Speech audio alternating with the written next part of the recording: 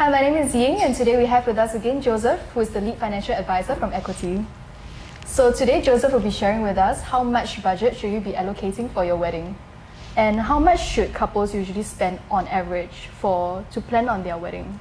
Actually, the amount that people should spend on their wedding should be approached by acknowledging that a wedding is basically a subset of a person's marriage. So when it comes to budgeting, people should think about the bigger things first.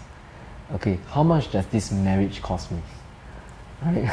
So in a marriage, there are things like a new house. In a marriage, there are things like the renovation I need to pay for the house, the children I'm going to have, and of course, what kind of lifestyle we're going to have after we get married and stay together, right?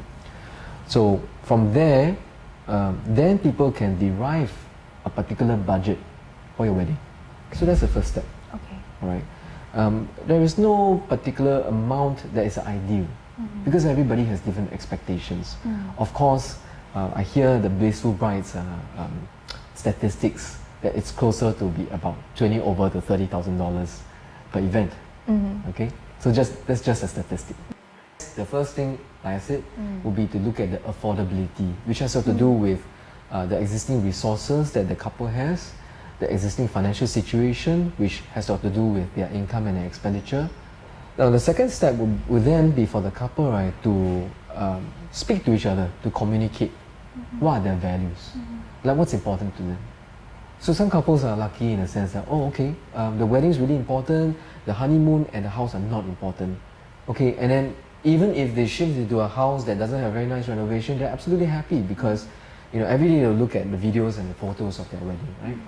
But there's some couples out there, and increasingly so, in some of the seminars I give, I would like to spend a lot of money on my renovation, for example.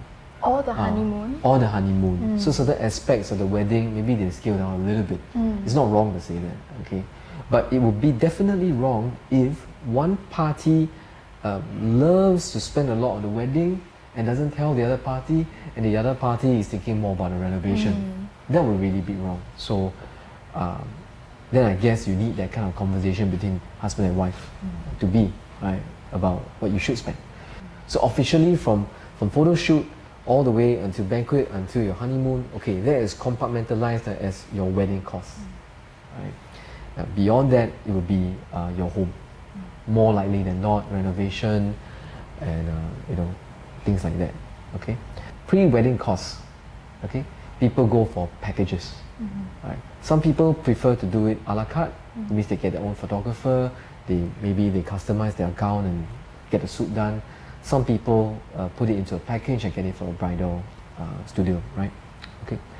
For the banquet, I guess this one involves a lot of also conversations or sometimes with the family.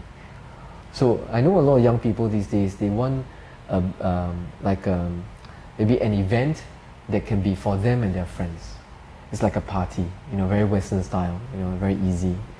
But sometimes people want a banquet because, oh, you know what, my father or my mom has a lot of business associates where they need to invite.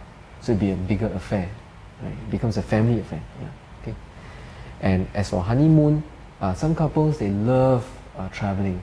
So it's a great reason for them to, you know, splurge a bit more, you know, get something more elaborate for a honeymoon. All right. But there's some people who are not very interested in traveling. Okay, so they don't take it as a honeymoon. They could go for a honeymoon maybe half a year or a year after their wedding. But regardless, you always have to communicate with your partner first. Yes, that's very important. And these days, surprisingly, as connected as we all are, right, people start to communicate with each other less, you know.